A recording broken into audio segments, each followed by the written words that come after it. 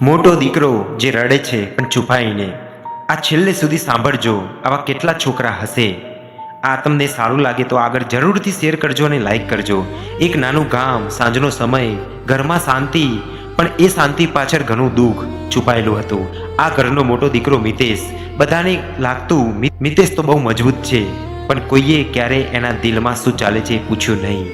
સવારના 6 વાગે ઉઠીએ, મમ્મીથી પહેલાં પાણી ભરી દે, રસોડામાં પણ મદદ કરે, ભાઈ બહેનને તૈયાર કરે, પછી પોતે કોલેજ જાય. પણ રસ્તામાં એટલો હોય ત્યારે એની આંખોમાંથી શાંતિથી આંસુ વહી જાય, કેમ કે એની ખબર હતી એ હવે બાળક નથી રહ્યો, એ ઘરનો આધાર બની ગયો છે.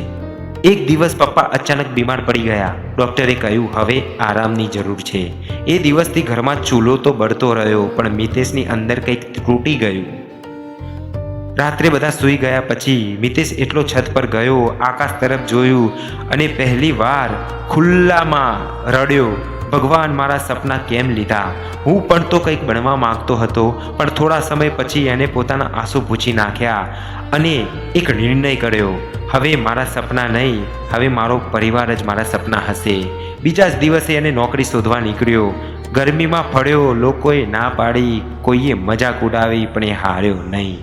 અંતે એક નાની દુકાનમાં કામ મળ્યું. હવે એની જિંદગી એવી બની ગઈ, દિવસે કોલેજ, સાંજે કામ, રાત્રે થાકેલું શરીર.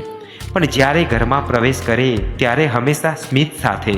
મમ્મી પૂછે બેટા થાકી ગયો? એ હસીને કહે ના મમ્મી. પણ એ જ રાત્રે બધા સૂઈ જાય પછી એ શાંતિથી રડે, તકિયા ભીના થઈ જાય, પણ કોઈને ખબર ના પડે. એક દિવસ નાની બહેને જોયું મિતેશ એટલો બેઠો હતો, આંખોમાં આંસુ. એ ધીમેથી બોલી ભાઈ તું રડે છે?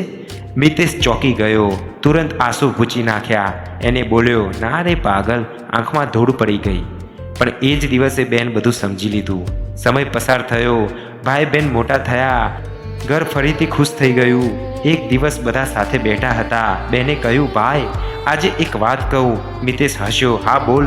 બેન રડતા રડતા કહ્યું તમે અમારા માટે બધું આપ્યું, પણ અમે ક્યારેય પૂછ્યું નહીં કે તમે કેમ છો. આ સાંભળીને મિતેશની આંખોમાંથી આંસુ આવી ગયા. એ બોલ્યો મારા માટે તો તમે બધા જ મારી ખુશી છો, પણ હા ક્યારેક મન થાય છે કે કોઈ મને પૂછે તું ઠીક તો છે ને. આ સાંભળીને ઘરના બધા રડી પડ્યા. મમ્મીએ એને ગળે લગાવી દીધો અને કહ્યું મોટો દીકરો હોવો એટલે પોતાનું દુઃખ છુપાવીને બધાને ખુશ રાખવું. મોટો દીકરો ક્યારેય પોતાની વાત નથી કરતો, પણ એ જ સૌથી વધારે તૂટેલો હોય છે. એ હસે છે પણ રડે છે એટલો. ક્યારેક એને પૂછજો તું ઠીક તો છે ને, કારણ કે કદાચ એ જ સૌથી વધારે તૂટેલો હોય છે. જરૂરથી આ સારી લાગે તો આગળ શેર કરજો. ધન્યવાદ.